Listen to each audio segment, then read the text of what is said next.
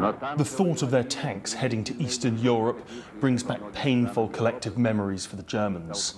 This was the Battle of Kursk, which saw thousands of Nazi and Soviet tanks fight in fields not far from the current conflict in Ukraine. Hundreds of thousands died in this battle alone. The horrors of the Second World War, the horrors they inflicted on their neighbours, have guided German foreign policy ever since. So, and the German tank, I would say, is really the symbolism of the first part of the Second World War, the Wehrmacht overrunning Europe. And we all know what then comes. So therefore, in a way, you could say it's a very strong symbol. After the war, the Germans said never again. The guiding principles in Berlin were Ostpolitik, East politics, and Wandel durch Handel, change through trade. The idea was that by engaging with Russia, by building economic links, war in Europe could be avoided. But the invasion of Ukraine showed that was an illusion. Chancellor Olaf Scholz ripped up decades of consensus with his Zeitenwende, turning point speech.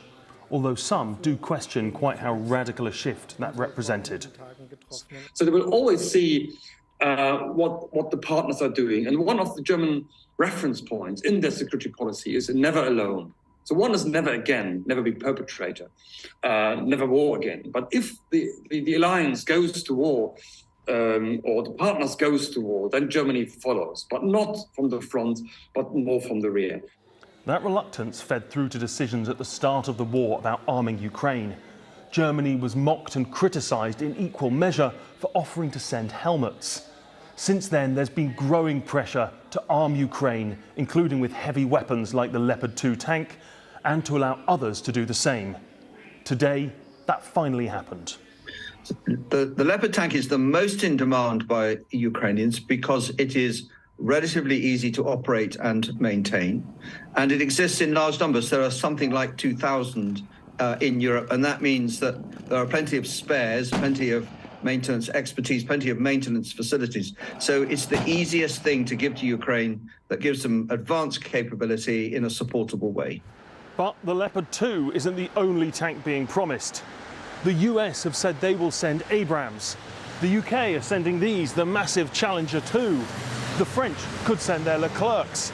And while the Ukrainians say they do welcome all the assistance, there are real problems from having so many different tanks all operating on the same battlefield.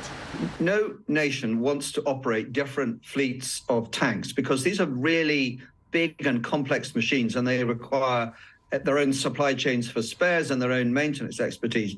And where we've ended up in Ukraine is that Ukraine will operate the M1 Abrams with its own supply chain, the Leopard with its own supply chain, the Challenger with its own supply chain, and required to train people specifically to maintain those types of tanks. So what about the numbers? Well, the Ukrainians say that they need 300 main battle tanks like this to turn the tide of this war. So what's being offered?